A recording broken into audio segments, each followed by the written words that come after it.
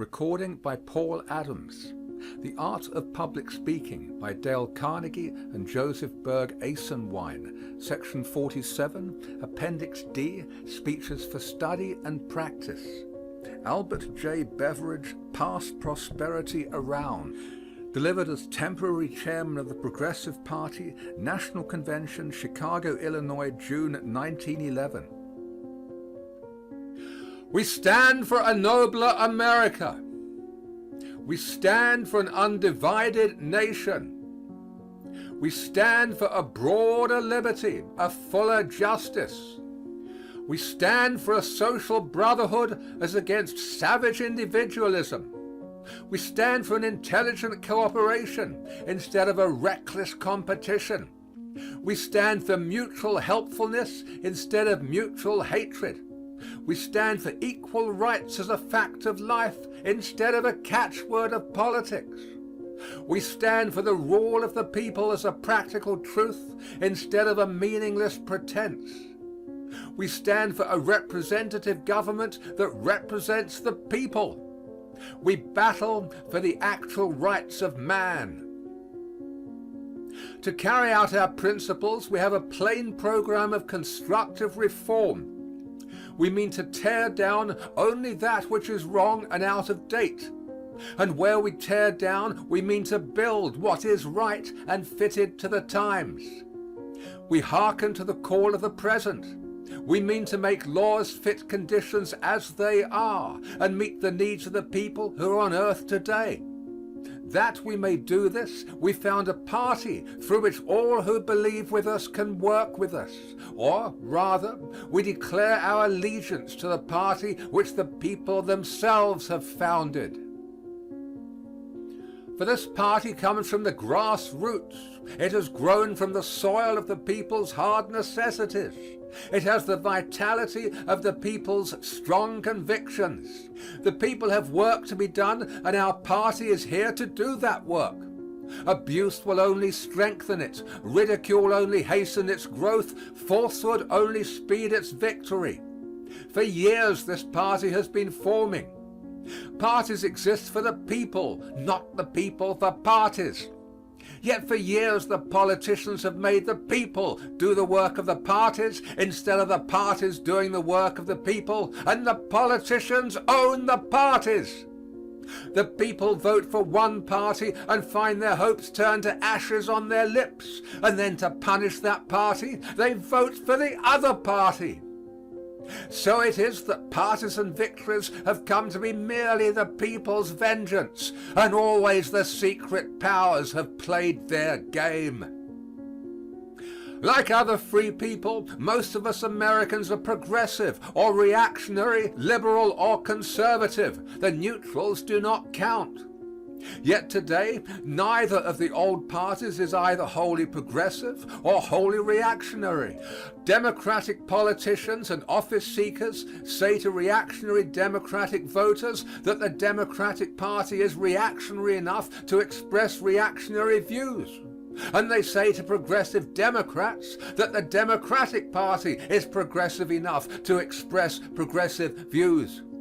At the same time, Republican politicians and office seekers say the same thing about the Republican Party to progressive and reactionary Republican voters.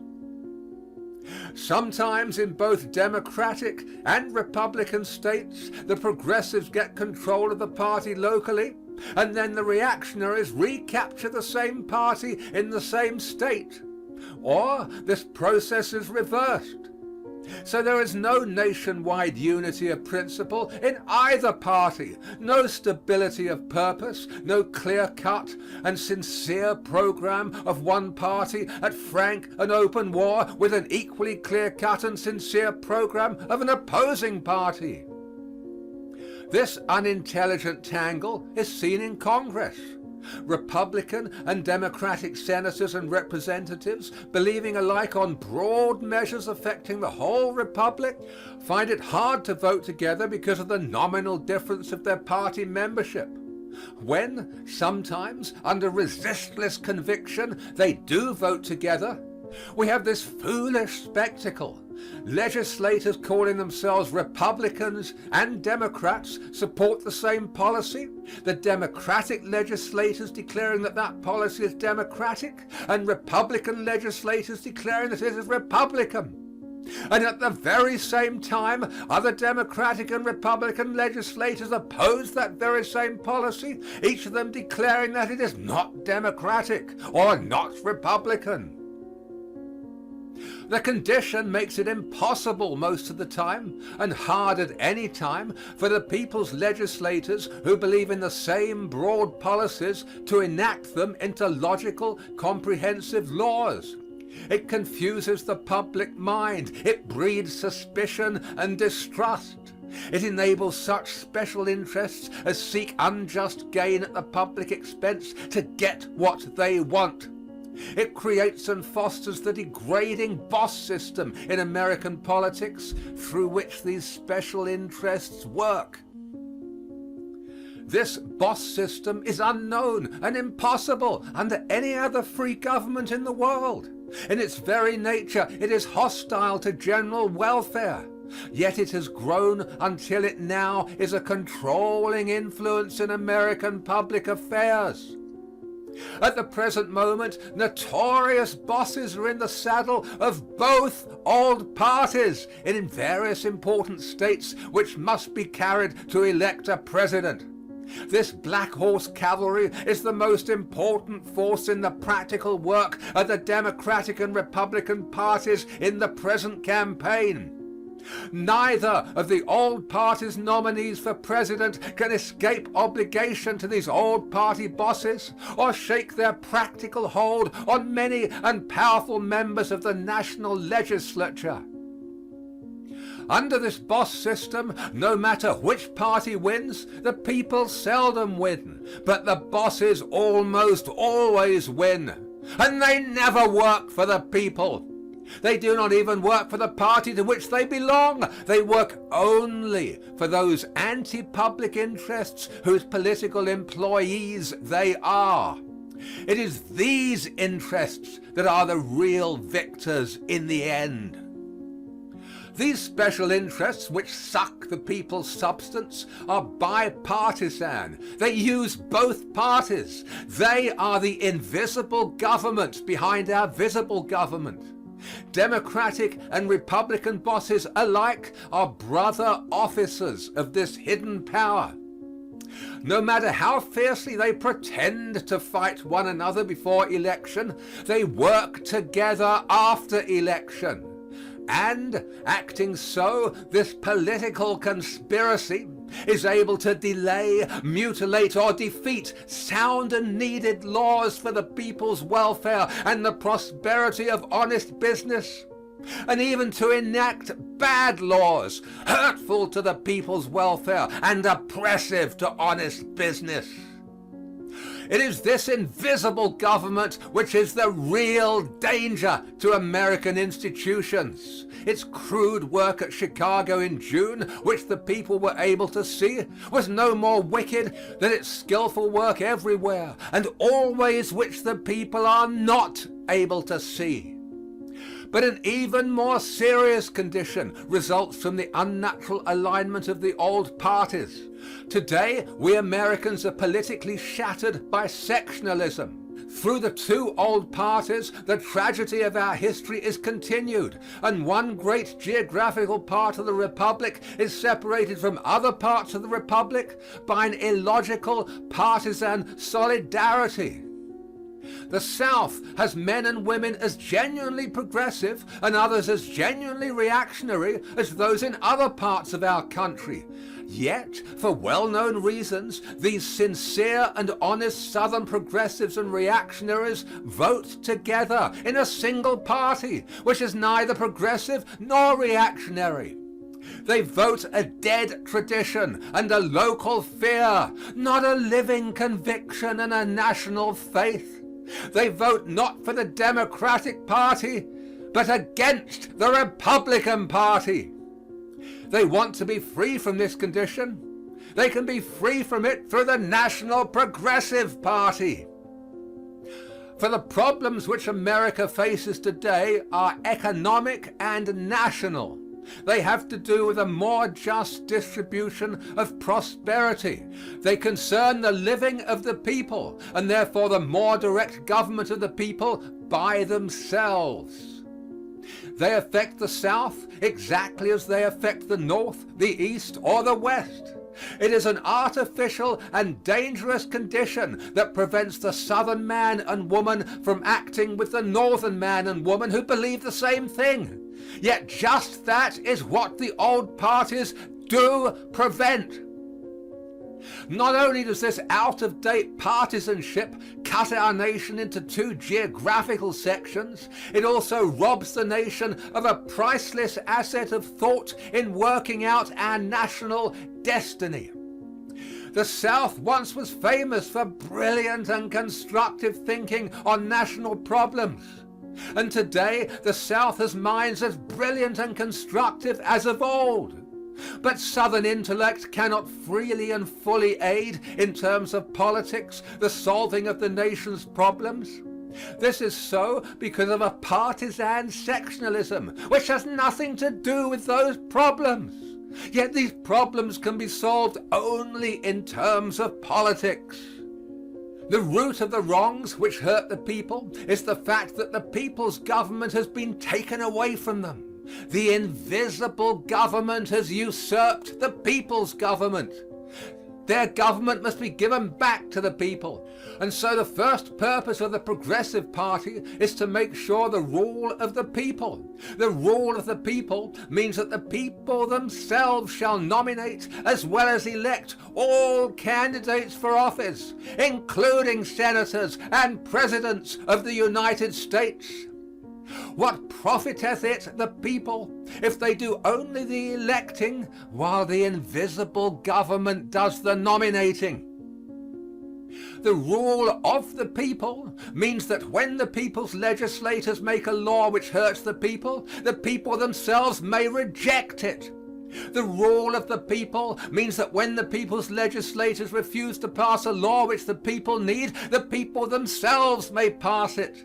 The rule of the people means that when the people's employees do not do the people's work well and honestly, the people may discharge them exactly as a businessman discharges employees who do not do their work well and honestly. The people's officials are the people's servants, not the people's masters. We progressives believe in this rule of the people, that the people themselves may deal with their own destiny. Who knows the people's needs so well as the people themselves? Who's so patient as the people? Who's so long-suffering? Who's so just? Who's so wise to solve their own problems? Today, these problems concern the living of the people. Yet in the present stage of American development, these problems should not exist in this country. For in all the world there is no land so rich as ours. Our fields can feed hundreds of millions. We have more minerals than the whole of Europe. Invention has made easy the turning of this vast natural wealth into supplies for all the needs of man. One worker today can produce more than 20 workers could produce a century ago. The people living in this land of gold are the most daring and resourceful on the globe. Coming from the hardiest stock of every nation of the old world, their very history in the new world has made Americans a peculiar people in courage, initiative, love of justice, and all the elements of independent character. And compared with other people, we are very few in numbers. There are only 90 millions of us scattered over a continent. Germany has 65 millions packed in a country very much smaller than Texas. The population of Great Britain and Ireland could be set down in California and still have more than enough room for the population of Holland. If this country were as thickly peopled as Belgium, there would be more than 1,200 million instead of only 90 million persons within our borders. So we have more than enough to supply every human being beneath the flag. There ought not to be in this republic a single day of bad business, a single unemployed working man, a single unfed child. American businessmen should never know an hour of uncertainty, discouragement, or fear. American working men never a day of low wages, idleness, or want. Hunger should never walk in these thinly peopled gardens of plenty. And yet, in spite of all these favors which Providence has showered upon us, the living of people is the problem of the hour. Hundreds of thousands of hard-working Americans find it difficult to get enough to live on.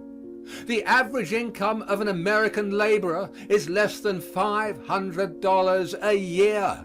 With this, he must furnish food, shelter, and clothing for a family. Women, whose nourishing and protection should be the first care of the state, not only are driven into the mighty army of wage earners, but are forced to work under unfair and degrading conditions. The right of a child to grow into a normal human being is sacred. And yet, while small and poor countries packed with people have abolished child labor, American mills, mines, factories, and sweatshops are destroying hundreds of thousands of American children in body, mind, and soul.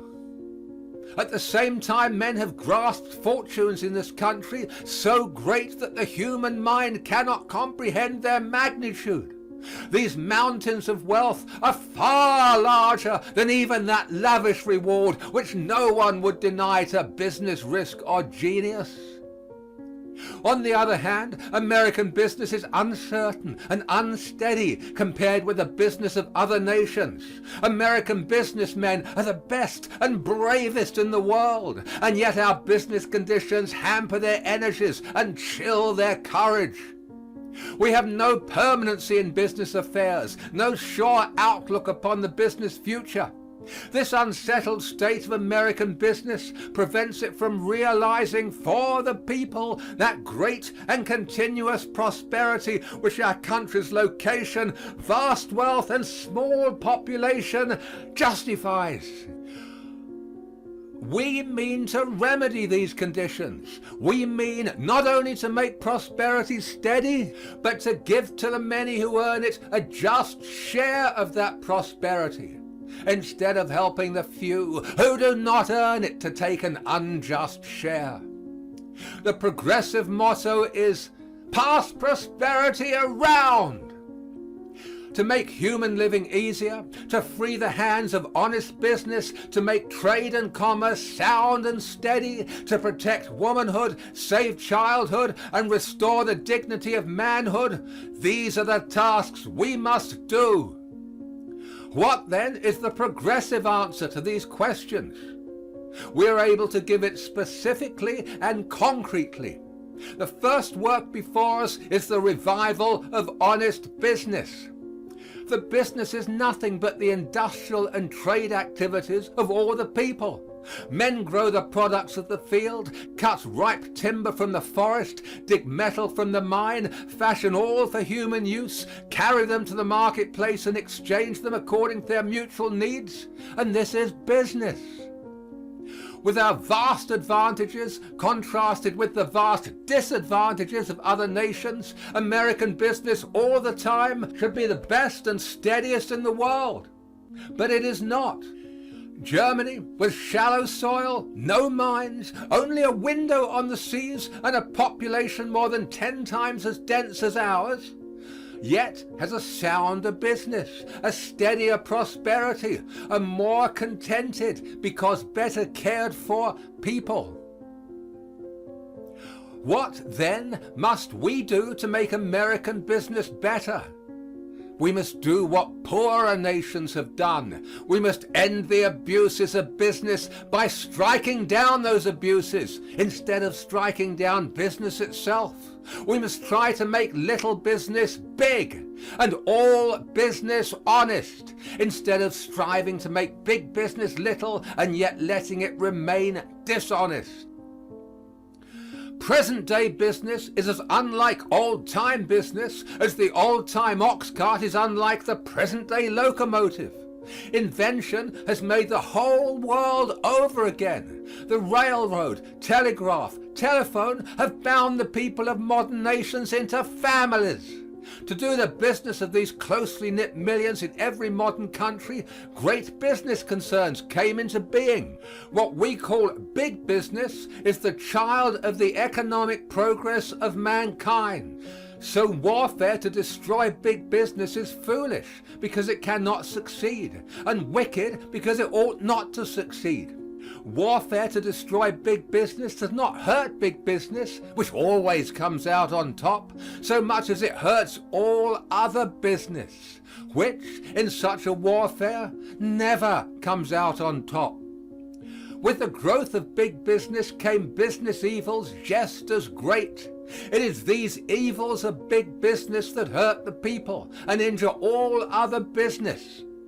One of these wrongs is overcapitalization, which taxes the people's very living. Another is the manipulation of prices to the unsettlement of all normal business and to the people's damage.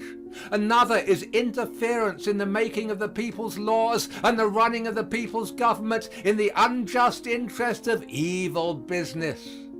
Getting laws that enable particular interests to rob the people and even to gather criminal riches from human health and life is still another. An example of such laws is the infamous tobacco legislation of 1902, which authorized the Tobacco Trust to continue to collect from the people the Spanish war tax, amounting to a score of millions of dollars, but to keep that tax instead of turning it over to the government as it had been doing. Another example is the shameful meat legislation by which the Beef Trust had the meat it sent abroad inspected by the government so that foreign countries would take its product, and yet was permitted to sell diseased meat to our own people. It is incredible that laws like these could ever get on the nation's statute books. The invisible government put them there, and only the universal wrath of an enraged people corrected them when, after years, the people discovered the outrages. It is to get just such laws as these and to prevent the passage of laws to correct them, as well as to keep off the statute books general laws which will end the general abuses of big business, that these few criminal interests corrupt our politics, invest in public officials, and keep in power in both parties that type of politician and party managers who debase American politics. Behind rotten laws and preventing sound laws stands the corrupt boss. Behind the corrupt boss stands the robber interest. And commanding these powers of pillage stands bloated human greed. It is this conspiracy of evil we must overthrow if we would get the honest laws we need. It is this invisible government we must destroy if we would save American institutions. Other nations have ended the very same business evils from which we suffer by clearly defining business wrongdoing and then making it a criminal offense punishable by imprisonment. Yet these foreign nations encourage big business itself and foster all honest business. But they do not tolerate dishonest business, little or big. What then shall we Americans do? Common sense and the experience of the world says that we ought to keep the good big business does for us and stop the wrongs that big business does to us. Yet we have done just the other thing. We have struck at big business itself and have not even aimed to strike at the evils of big business. Nearly 25 years ago, Congress passed a law to govern American business in the present time, which Parliament passed in the reign of King James to govern English business in that time. For a quarter of a century, the courts have tried to make this law work. Yet, during this very time, trusts grew greater in number and power than in the whole history of the world before. and their evils flourished unhindered and unchecked. These great business concerns grew because natural laws made them grow, and artificial law, at war with natural law, could not stop their growth.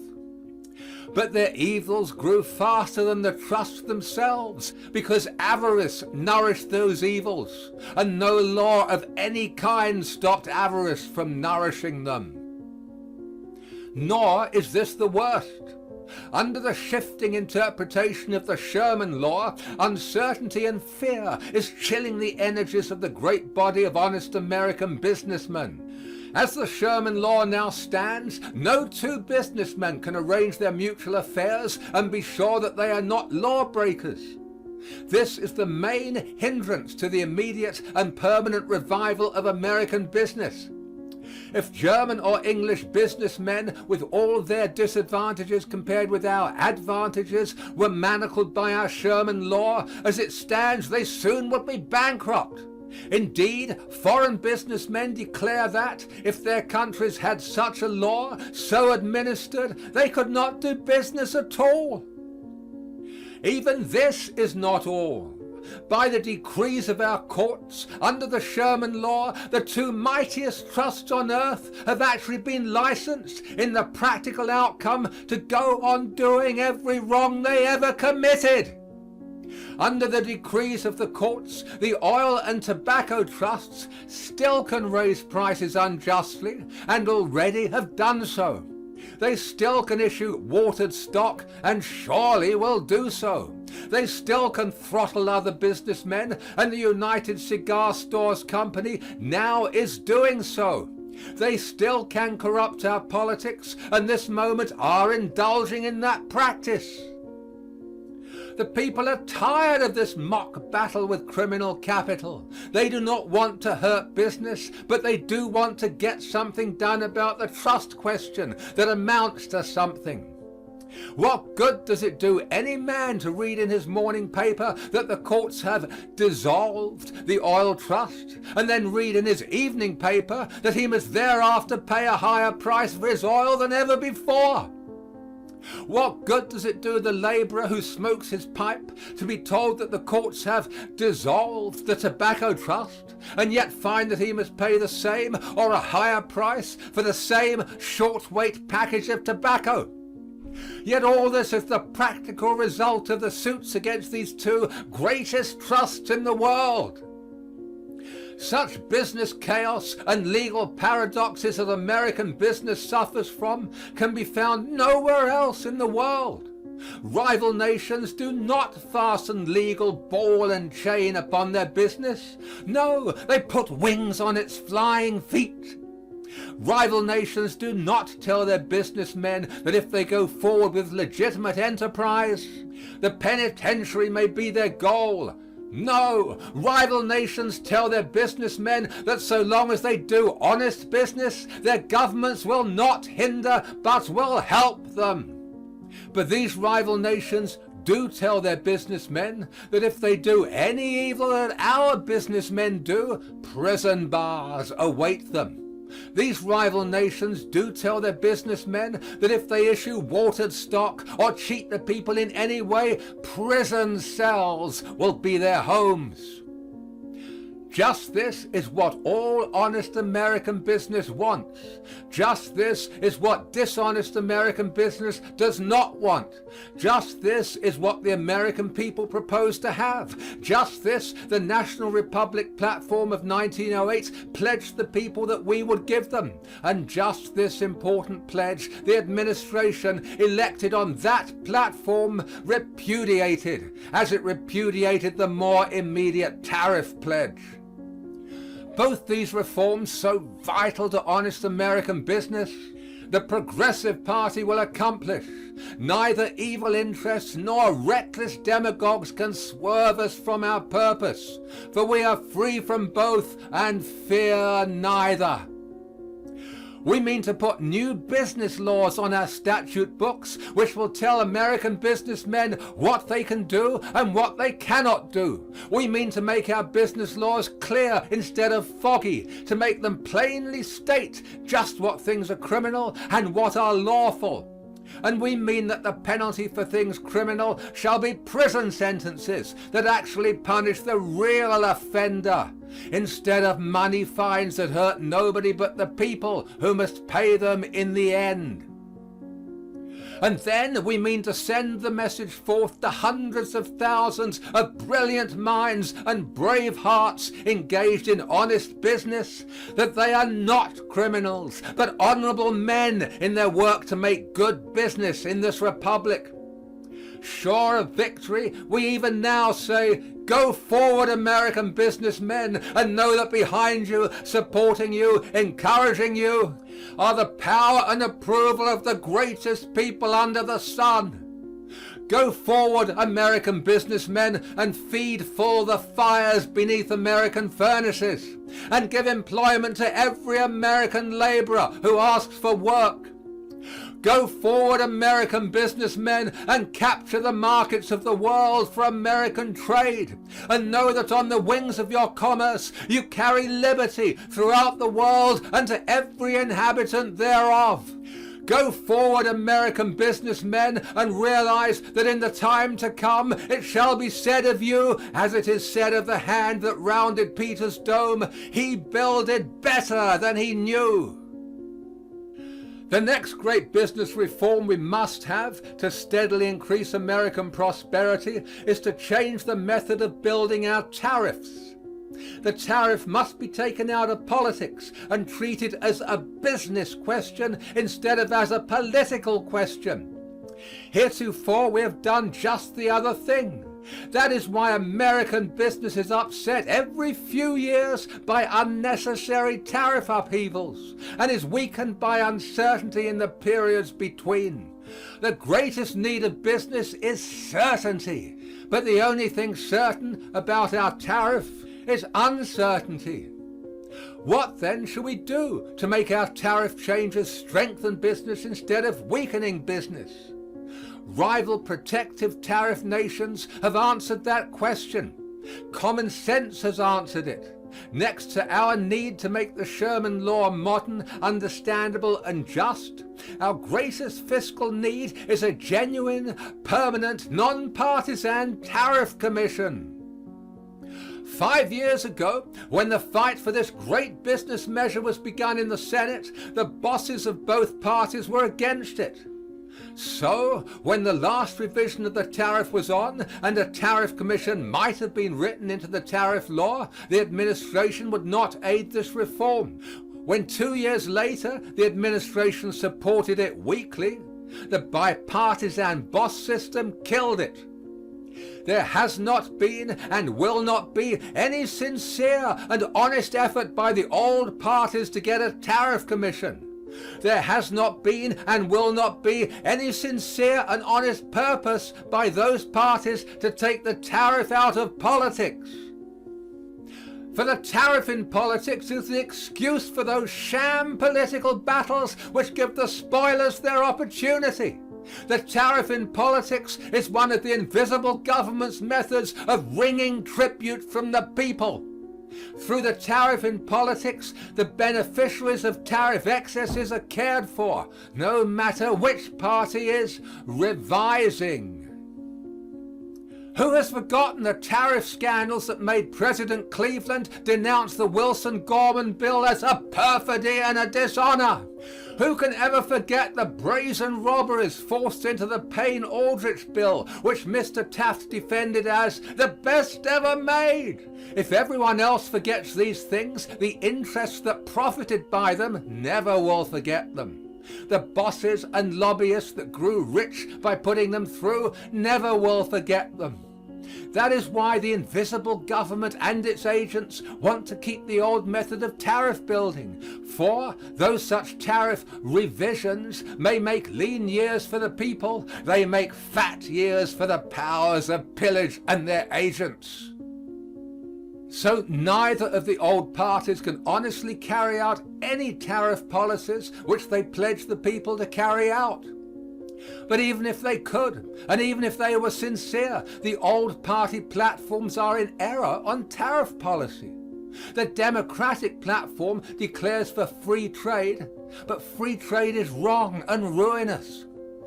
The Republican platform permits extortion, but tariff extortion is robbery by law. The Progressive Party is for honest protection, and honest protection is right and a condition of American prosperity. A tariff high enough to give American producers the American market when they make honest goods and sell them at honest prices, but low enough that when they sell dishonest goods at dishonest prices, foreign competition can correct both evils. A tariff high enough to enable American producers to pay our working men American wages and so arrange that the working men will get such wages. A business tariff whose changes will be so made as to reassure business instead of disturbing it. This is the tariff and the method of its making in which the Progressive Party believes, for which it does battle, and which it proposes to write into the laws of the land. The Payne-Aldrich tariff law must be revised immediately in accordance to these principles. At the same time, a genuine, permanent, non-partisan tariff commission must be fixed in the law as firmly as the Interstate Commerce Commission. Neither of the old parties can do this work, for neither of the old parties believe in such a tariff, and, what is more serious, special privilege is too thoroughly woven into the fiber of both old parties to allow them to make such a tariff. The Progressive Party only is free from these influences. The Progressive Party only believes in the sincere enactment of a sound tariff policy. The Progressive Party only can change the tariff as it must be changed. These are samples of the reforms in the laws of business that we intend to put on the nation's statute books. But there are other questions as important and pressing that we mean to answer by sound and humane laws. Child labor in factories, mills, mines, and sweatshops must be ended throughout the Republic. Such labor is a crime against childhood because it prevents the growth of normal manhood and womanhood.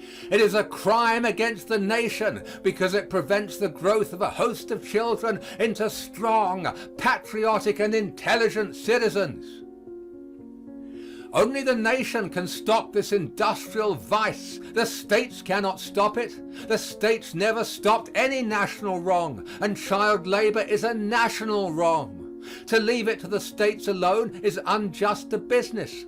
For if some states stop it and other states do not, businessmen of the former are at a disadvantage with the businessmen of the latter, because they must sell in the same market goods made by manhood labor at manhood wages in competition with goods made by childhood labor at childhood wages. To leave it to the states is unjust to manhood labor, for childhood labor in any state lowers manhood labor in every state, because the product of childhood labor in any state competes with the product of manhood labor in every state. Children workers at the looms in South Carolina means bayonets at the breasts of men and women workers in Massachusetts who strike for living wages. Let the states do what they can and more power to their arm, but let the nation do what it should and cleanse our flag from this stain. Modern industrialism has changed the status of women. Women now are wage earners in factories, stores, and other places of toil. In hours of labor and all the physical conditions of industrial effort, they must compete with men, and they must do it at lower wages than men receive, wages which, in most cases, are not enough for these women workers to live on. This is inhuman and indecent. It is unsocial and uneconomic. It is immoral and unpatriotic. Toward women, the Progressive Party proclaims the chivalry of the state. We propose to protect women wage earners by suitable laws, an example of which is the minimum wage for women workers, a wage which shall be high enough to at least buy clothing, food, and shelter for the woman toiler. The care of the aged is one of the most perplexing problems of modern life. How is the working man with less than $500 a year and with earning power waning as his own years advance to provide for aged parents or other relatives, in addition to furnishing food, shelter, and clothing for his wife and children? What is to become of the family of the laboring man whose strength has been sapped by excessive toil and who has been thrown upon the industrial scrap heap? It is questions like these we must answer if we are to justify free institutions. They are questions to which the masses of people are chained as to a body of death. And they are questions which other and poorer nations are answering. We progressives mean that America shall answer them. The Progressive Party is the helping hand to those who a vicious industrialism has maimed and crippled. We are for the conservation of our natural resources, but even more, we are for the conservation of human life. Our forests, water power, and minerals are valuable and must be saved from the spoilers. But men, women, and children are more valuable, and they too must be saved from the spoilers. Because women, as much as men, are a part of our economic and social life, women, as much as men, should have the voting power to solve all economic and social problems. Votes for women are theirs as a matter of natural right alone. Votes for women should be theirs as a matter of political wisdom also.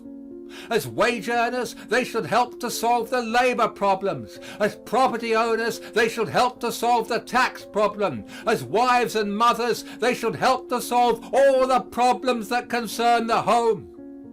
And that means all national problems, for the nation abides at the fireside.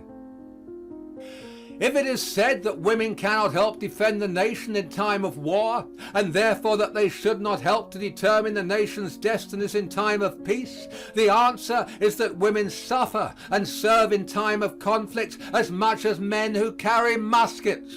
And the deeper answer is that those who bear the nation's soldiers are as much the nation's defenders as their sons. Public spokesmen for the invisible government say that many of our reforms are unconstitutional. The same kind of men said the same thing of every effort the nation has made to end national abuses. But in every case, whether in the courts, at the ballot box, or on the battlefield, the vitality of the Constitution was vindicated. The Progressive Party believes that the Constitution is a living thing, growing with the people's growth, strengthening with the people's strength, aiding the people in their struggle for life, liberty, and the pursuit of happiness, permitting the people to meet all their needs as conditions change. The opposition believes that the Constitution is a dead form, holding back the people's growth, shackling the people's strength, but giving a free hand to malign powers that prey upon the people. The first words of the Constitution are, "We the people." And they declare that the Constitution's purpose is to form a perfect union and to promote the general welfare. To do just that is the very heart of the progressive cause. The Progressive Party asserts anew the vitality of the Constitution. We believe in the true doctrine of states' rights, which forbids the nation from interfering with states' affairs and also forbids the states from interfering with national affairs. The combined intelligence and composite conscience of the American people is as irresistible as it is righteous, and the Constitution does not prevent that force from working out the general welfare.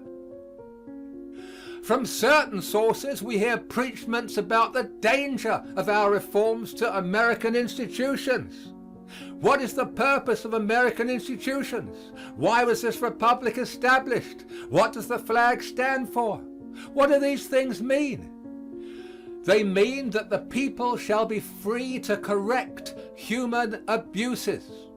They mean that men, women, and children shall not be denied the opportunity to grow stronger and nobler. They mean that the people shall have the power to make our land each day a better place to live in. They mean the realities of liberty and not the academics of theory.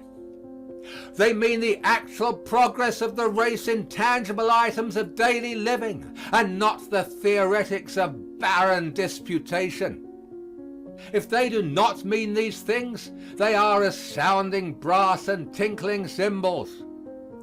A nation of strong, upright men and women, a nation of wholesome homes, realizing the best ideals, a nation whose power is glorified by its justice and whose justice is the conscience of scores of millions of God-fearing people. That is the nation the people need and want, and that is the nation they shall have. For never doubt that we Americans will make good the real meaning of our institutions. Never doubt that we will solve in righteousness and wisdom every vexing problem. Never doubt that in the end the hand from above that leads us upward will prevail over the hand from below that drags us downward. Never doubt that we are indeed a nation whose God is the Lord. And so, never doubt that a braver, fairer, cleaner America surely will come, that a better and brighter life for all beneath the flag surely will be achieved. Those who now scoff soon will pray. Those who now doubt soon will believe. Soon the night will pass, and when to the sentinel on the ramparts of liberty the anxious ask, "Watchman, what of the night?"